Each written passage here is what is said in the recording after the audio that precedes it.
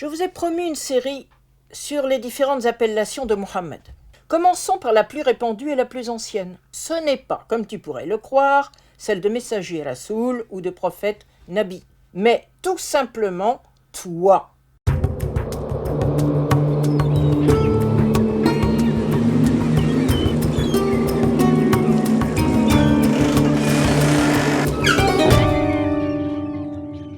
Toi, enta, c'est la forme du pronom personnel que l'on trouve par exemple dans Coran 52, 29 et 68, 2, ou bien ka quand il est en construction. Ces deux pronoms n'appellent pas de remarque de grammaire. C'est ainsi que Dieu s'adresse directement à un homme qui vit parmi les siens, dans sa société, au début du 7e siècle en Arabie, dans la ville de la Mecque. On trouve cette apostrophe dans ce qui constitue d'un point de vue historique sans doute les passages les plus anciens du Coran, lorsque son Seigneur, Rab, s'adresse à cet homme de tribu pour lui dire dans le Coran 89, 93, 3, « Ton Seigneur ne t'a pas abandonné » et au verset 6, 7 et 8, « Ne t'a-t-il pas trouvé orphelin et t'a donné refuge? Ne t'a-t-il pas trouvé égaré et guidé?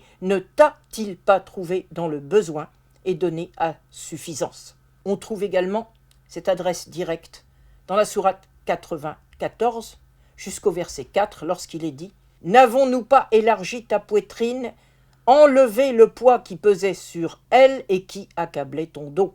Contrairement aux interprétations postérieures de la tradition musulmane qui mettent en scène un ange venu ouvrir la poitrine de Mohammed pour lui enlever sa part de noirceur, le sens de ces mots dans la langue tribale, qui est historiquement celle du Coran, signifie simplement que Mohammed se trouvait, du fait de son statut d'orphelin, dans une situation particulièrement difficile dont son Seigneur l'a fait sortir. Nous en trouvons d'ailleurs la confirmation dans le verset suivant où il est dit « Nous avons relevé ta renommée ». Il faut savoir en effet que la situation d'un orphelin était particulièrement dramatique dans une société tribale, quand son père n'était plus là pour le protéger. C'est donc simplement en tant que membre d'une tribu que Dieu s'adresse à Mohammed. Il ne reçoit alors aucune des qualifications qui lui seront accordées par la suite, à ce stade de la révélation.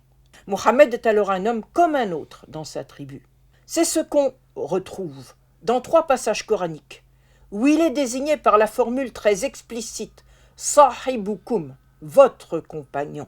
Dans les 3 cas où cette désignation apparaît, Mohammed se défend d'être mal inspiré et de vouloir induire la tribu en erreur. Dans Coran 81, 22, comme dans 34, 46, il est dit « Votre compagnon n'est pas sous l'emprise d'un djinn malfaisant. » Et dans 53, 2, il est assuré que votre compagnon n'est pas égaré et n'est pas dans l'erreur. À partir de tels passages, on se rend compte qu'il existe une chronologie dans le texte coranique et qu'il ne faut pas mélanger les périodes, étant donné le statut défavorisé qui était celui de Mohammed au début de sa prédication.